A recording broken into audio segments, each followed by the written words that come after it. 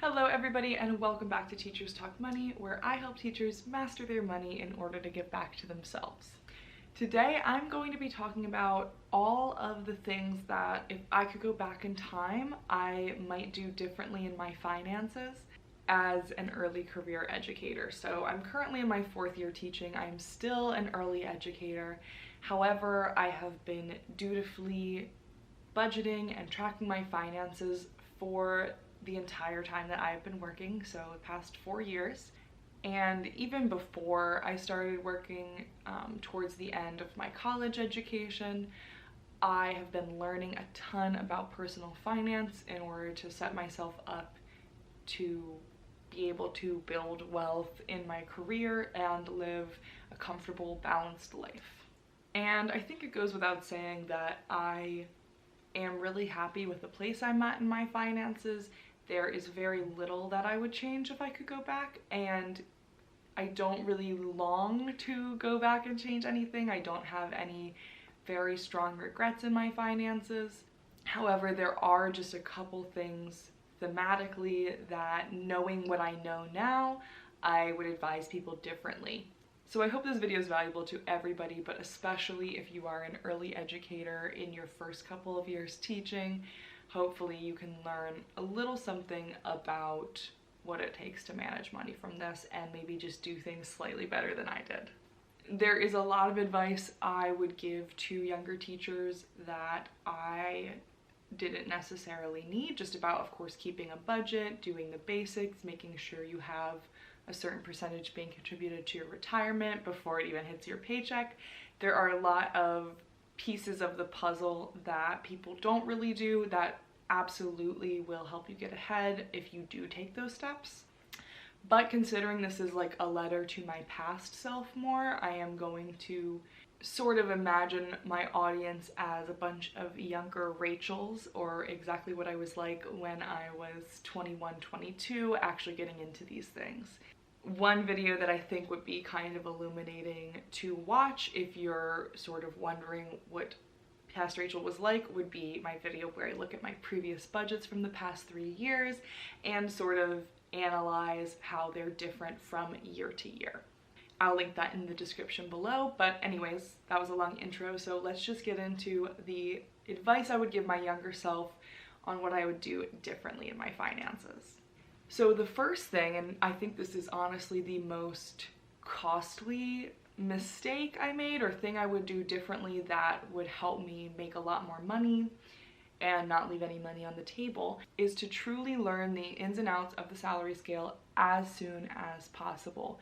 As in, know the different places you can take courses from immediately, save that money immediately, and be ready to climb that scale immediately.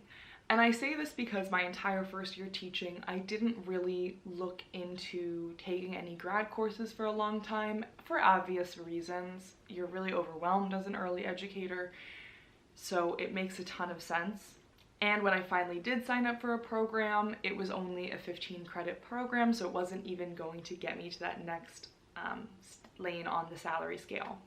That being said, it was a super valuable program and I don't regret taking it. But when I learned about all the different courses you can take, I found immediately a much more affordable option.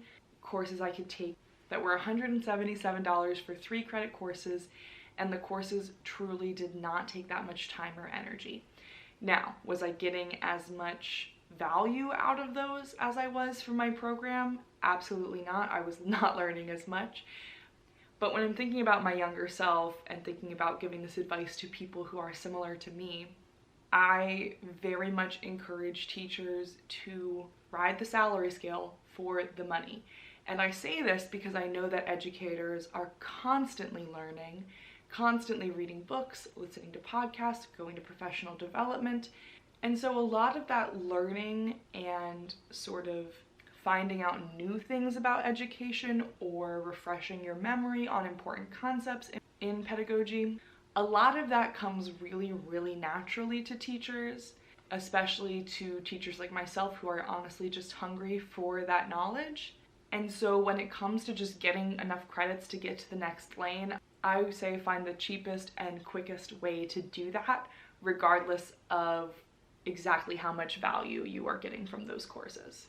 So I wish I had asked around much earlier, because frankly, I could have climbed the salary scale in 1 to 2 years versus the 4 years it's taken me to get to my plus 30.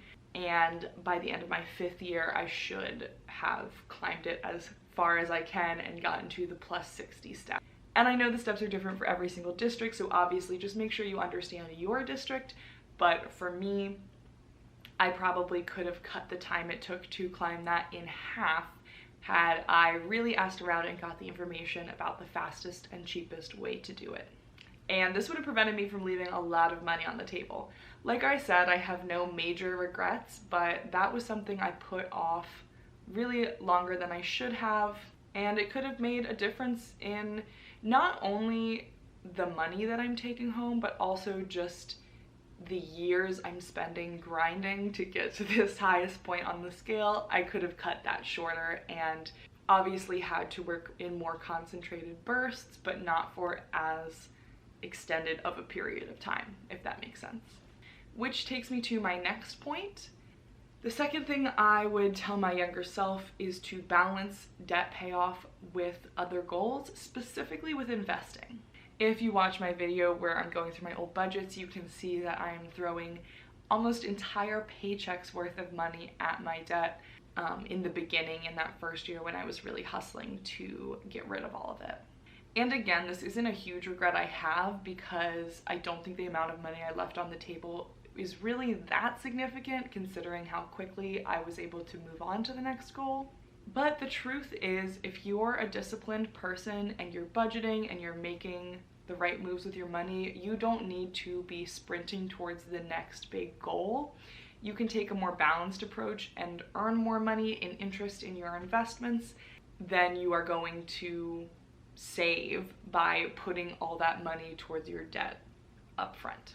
Especially considering my interest rate was a lot lower than what my investments would have performed in the market in those years.